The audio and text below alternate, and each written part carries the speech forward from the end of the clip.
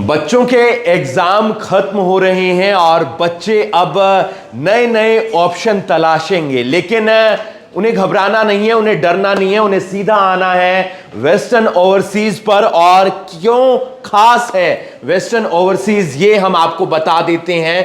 15 branch हैं India के अंदर, 12 ब्रांच हैं और 2 कनाडा में है, एक ऑस्ट्रेलिया में है। और आइल्स, पीटी, टफल की यहां पर तैयारी करवाई जाती है। करनाल में भी ब्रांच है, अंबाला में भी ब्रांच है। और अब आपके लिए इंडिया का सबसे बड़ा एजुकेशन और इमिग्रेशन फेयर लग रहा है, तो उसे किसी भी कीमत पर आप मिस मत कीजिएगा। करनाल के लिए मैं तारीख बता देता हूं, 9 अप्रैल ये तारीख आप अपने मोबाइल में सेव कर लीजिए, अपने दिमाग में सेव कर लीजिए। 3 अप्रैल से ये जो एजुकेशन इमिग्रेशन फेयर है वो शुरू हो जाएगा। अगर आप कनाडा जाना चाहते हैं, ऑस्ट्रेलिया जाना चाहते हैं, न्यूजीलैंड जाना चाहते हैं, यूएसए जाना चाहते हैं, यूके जाना चाहते हैं, या यूरोप की किसी कंट्री में जाना चाहते हैं पढ़ने के लिए, तो आपके लिए सबसे बेहतरीन ऑप्शन है वेस्टर्न ओवरसीज। और आपको बता दें कि स्टडी वीजा यहां पर लगाया जाता है, साथ ही साथ बिजनेस वीजा लगता है, स्पाउस वीजा लगता है, टूरिस्ट वीजा लगता है और पीआर भी लगाई जाती है। यानी कि अगर आपकी प्रोफाइल अच्छी है उस हिसाब से आप यहां पर आ सकते हैं। एक खास बात और बता देता हूं, 9 अप्रैल को जब करनाल के एडवेंचर होटल के अंदर जो इमिग्रेशन फेयर लग रहा है, वहां पर अलग अलग डेलीगेट्स आ रहे हैं, कनाडा के, यूएसए के, यूके के, ऑस्ट्रेलिया के, यूरोपियन कंट्रीज के, और इसके साथ साथ आरसीआईसी और मारा कंसल्टेंट भी आएंगे। उसके हिसाब से पता चलेगा कि आपकी प्रोफाइल क्या है। हमारे साथ प्रदीप बाल्यान जी हैं जो एमडी हैं वेस्टर्न ओवरसीज के। सर कैसे हैं आप? बहुत बढ़िया सर, बहुत अच्छा ऑफिस, और उम्मीद करता हूं कि काम भी वैसा ही होगा। जी थैंक यू। क्या कुछ खास बच्चों के लिए, क्योंकि 12th के एग्जाम खत्म हो रहे हैं और उसके बाद माइंड में भी प्रेशर होता है, बहुत सारे ऑप्शन भी होते हैं, लेकिन एक सही ऑप्शन बच्चों को तलाशना होता है, तो वो कैसे तलाश सकते हैं?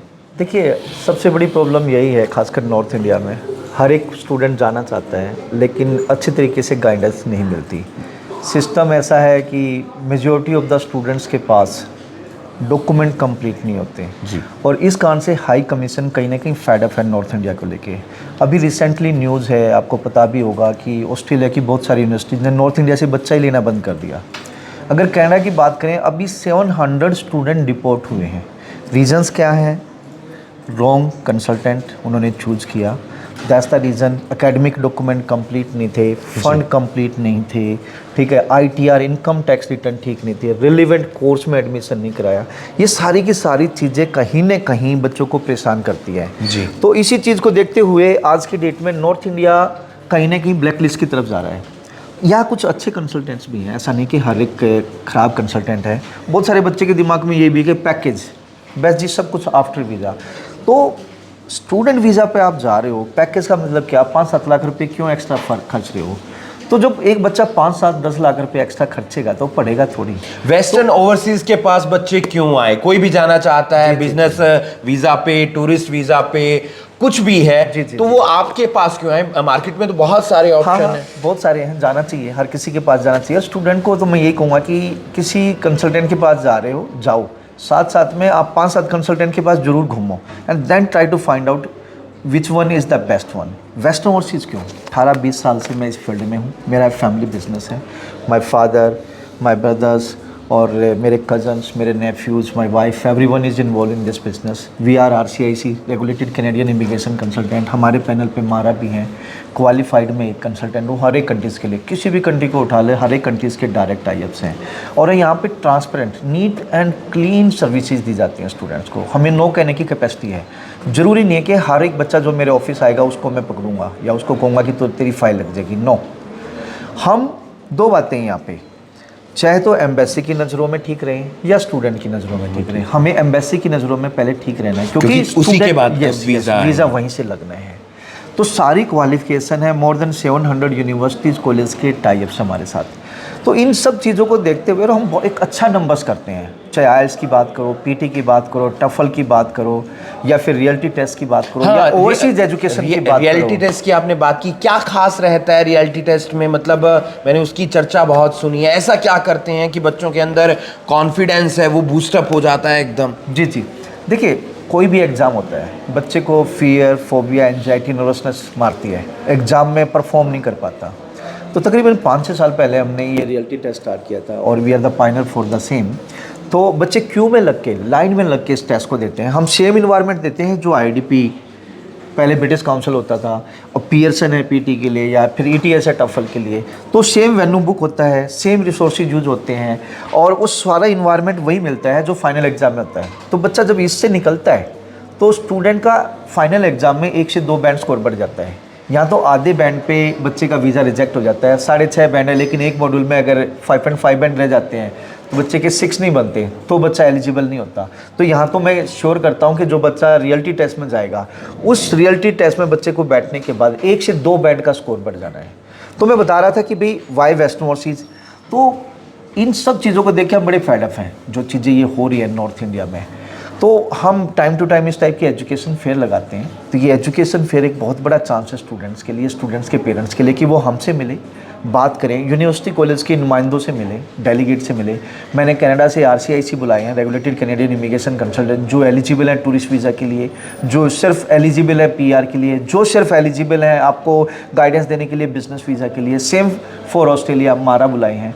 और इधर से मोर देन 200 यूनिवर्सिटीज़ कॉलेज के डेलीगेट्स होंगे। 700 यूनिवर्सिटीज़ एंड कॉलेज हमारे पास है, उनकी तो गाइडेंस मिलेगी मिलेगी। बट इन एजुकेशन फेयर्स में तकरीबन 200 रियल वो क्या बोलते हैं अपना डेलीगेट्स आ रहे हैं यूनिवर्सिटी कॉलेज 200 डेलीगेट। या ये एक मौका है स्टूडेंट्स के पास और स्टूडेंट्स के पेरेंट्स के पास कि वो उसके प्रोफाइल के हिसाब से, अपनी प्रोफाइल के हिसाब से हर एक यूनिवर्सिटी से मिले। बच्चे ने कनाडा जाना है, एक कॉलेज के पास जाए, फिर दूसरे काउंटर पे जाए, फिर तीसरे काउंटर पे जाए, 5वें काउंटर पे जाए, तब जज करे कि मुझे किस में जाना चाहिए। कनाडा के अलावा US की भी काउंसलिंग ले सकते हैं, ऑस्ट्रेलिया की भी ले सकते हैं, UK की भी ले सकते हैं, यूरोप की भी ले सकते हैं। 25 से 30 हजार डॉलर तक आपको स्कॉलरशिप भी मिल सकती है। ये उन तमाम बच्चों के लिए है जो पढ़ाई में बहुत ज़्यादा इंटेलिजेंट हैं या अच्छा उनका कम्युनिकेशन स्किल है, उनके लिए एक बहुत अच्छा ये फेयर लग रहा है, एजुकेशन इमिग्रेशन फेयर। सर कब कहाँ पर है? मैंने सुना है 24 शहर हैं। आपने हरियाणा, पंजाब, जम्मू कश्मीर, राजस्थान, मध्य प्रदेश, उत्तराखंड सबको चुना है। अब क्या होने वाला है, किस तरीके से होगा? हरियाणा के बारे में कब है फेयर, कहाँ पर? देखिए, India's biggest education and immigration fair है। एजुकेशन एंड इमिग्रेशन मतलब हम एजुकेशन की तो बात करेंगे, इसके अलावा इमिग्रेशन मतलब tourist visa, PR, business visa, spouse visa, इन सब की भी यहाँ पे कैंडिडेट्स को काउंसलिंग देंगे। हर एक एज का कैंडिडेट यहाँ पे आ सकता है। 80 ईयर का भी आ सकता है, 60 ईयर का भी आ सकता है, 50 ईयर का भी आ सकता है, 40 का भी आ सकता है, 18 साल और 17 साल का भी आ सकता है।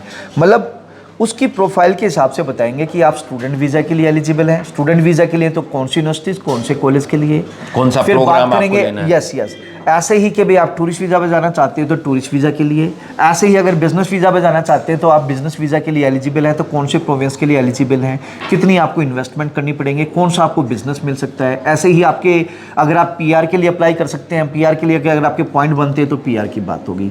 तो ये 3 अप्रैल को स्टार्ट होने जा रहा है और 20 अप्रैल तक चलेगा, जिसमें हम 24 सिटीज़ को कवर कर रहे हैं। जैसे आपने बताया हरियाणा, पंजाब, राजस्थान, जम्मू, उत्तराखंड, इसका मध्य प्रदेश, इंदौर में, इसके अलावा आपका दिल्ली, तो इन सब में है। तो जैसे 9 अप्रैल को हम आ रहे हैं करनाल एंड लुधियाना। करनाल में होटल डिवेंचर है और लुधियाना में A होटल है। तो करनाल वासियों के लिए बहुत अच्छा ऑप्शन है। इस फेयर को आप खाली मत जाने दीजिएगा, यानी कि अपने दिमाग में, अपने मोबाइल में तारीख आप तय कर लीजिए। 9 अप्रैल डिवेंचर होटल जो नमस्ते चौक के नज़दीक है। जी सर।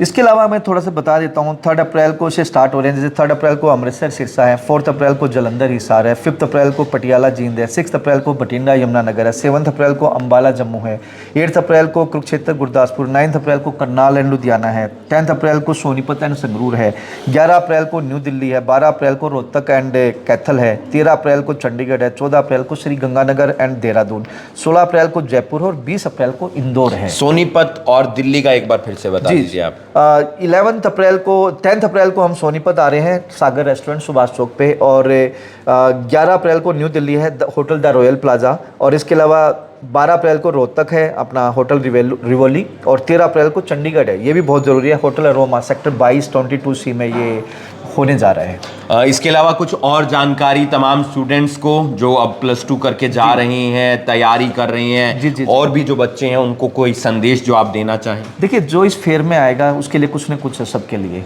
तो जो ऑन स्पॉट एडमिशन लेगा स्टूडेंट वीज़ा के लिए, तो 50% एप्लीकेशन फ़ीस और सर्विस चार्ज में वे ऑफ मिलेगा, फर्स्ट थिंग। सेकेंडली, मेरा एक मैसेज है उन सभी स्टूडेंट्स को लिए जो अभी 12th कर रहे हैं, अभी आपके एग्ज़ाम ख़त्म हुए हैं। तो देखिए, अब 12th के आपके एग्ज़ाम ख़त्म हो गए, आप चिल मत करिए, बहुत टफ कंपटीशन है आने वाले टाइम में। तो this is the right time. जब तक आपके 12th का रिजल्ट आए तब तक आपके हाथ में IELTS PT या टफल का स्कोर होना चाहिए, और आपको ये पता होना चाहिए मुझे किस कंट्री में जाना है और उस कंट्री के लिए क्या डॉक्यूमेंट रिक्वायर्ड है, कितने मुझे फंड चाहिए, मम्मी पापा की कितनी इनकम टैक्स रिटर्न चाहिए। तो इन एजुकेशन फेयर में आइए, अपने फ्रेंड्स को लेके आइए, अपने क्या नाम है फैमिली को लेके आइए, अपने पेरेंट्स को जो डिसीजन मेकर हैं, तो उन सबको हम बताएंगे कि भाई आप ये जो नंबर्स गिनते हैं ना कि सितंबर इनटेक में तो 5 महीने पेंडिंग है, या जनवरी के लिए तो 8 महीने पेंडिंग है, नंबर्स हैं।